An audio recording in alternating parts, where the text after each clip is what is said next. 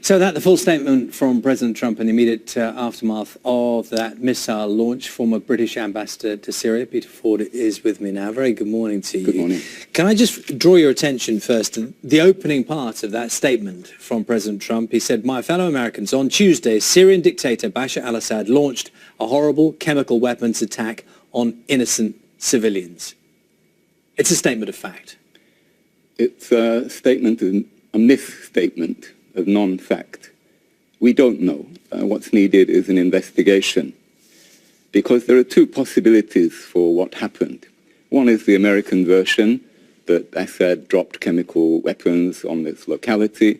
The other version is that an ordinary bomb was dropped and it hit a munitions dump. The jihadis were storing chemical weapons. We don't know which of these two possibilities is the correct one. Remember the run-up to Iraq. The experts, the intelligence agencies, the politicians were convinced that Saddam had weapons of mass destruction. They produced reams of evidence, photographs, diagrams. It was all wrong. It was all wrong. It's possible that they're wrong in this instance as well, that they're just looking for a pretext to attack Syria. And let's not deceive ourselves. What has happened makes more use of chemical weapons more likely, not less. Well, the sentiment that you're talking about there chimes most amongst international reaction to what happened, the chemical attack, with what Russia is saying. You chime most with them. We heard from Michael Fallon, the Defense Secretary. He is convinced by the evidence sufficient that he backs this action. Why is it then that you are, if you like, a relatively lone voice? I don't leave my brains at the door when I examine a situation analytically. I try to be objective, and based on previous experience, including Iraq, we can see that we cannot take at face value what the so-called intelligence experts tell us, not when they have an agenda.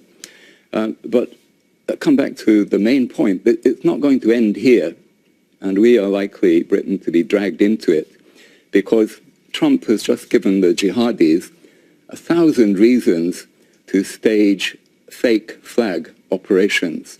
Seeing how successful and how easy it is with a gullible media to provoke the West into intemperate reactions, they will very likely stage an operation similar to what they did, and this was documented by the United Nations in August last year. They mounted a chlorine gas attack on civilians, and they tried to make it look like it was a regime operation. This, mark my words, you're hearing it here, and it will happen, and we'll get all the warmongers coming to tell us that Assad is defying us and we must go in more heavily into Syria. This will be fake flag. If I can just ask you, your expertise, you're a former, it's worth saying, a former British ambassador to Syria. With your knowledge of Bashar al-Assad and his regime, that country, what do you think his reaction to this will be? Assad may be cruel, brutal, but he's not mad. It defies belief that he would bring this all on his head for no military advantage. The site that was hit had no military significance.